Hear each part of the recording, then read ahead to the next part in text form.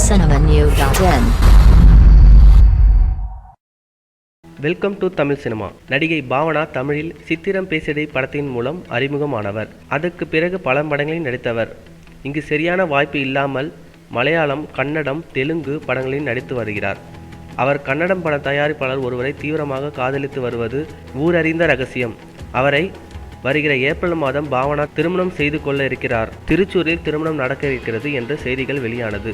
இதை பற்றி பாவனா கூறுவது, என் திருமணத்தை பற்றி வரும் 101வது வதந்தி இது. யார்தான் இது போன்ற விஷயங்களை பரப்புகிறார்கள் என்று தெரியவில்லை. இதனால் யாருக்கு லாபம் என்று புரியவில்லை.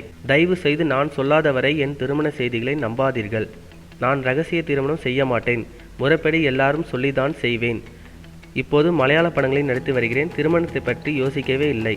திருமணம் என்பது ஒவ்வொரு பெண்ணின் வாழ்க்கையிலும் முக்கியமானது. அதை வைத்து விளையாடுதீர்கள். திருமணம் பற்றி எனது வீட்டில் முடிவு செய்வார்கள்.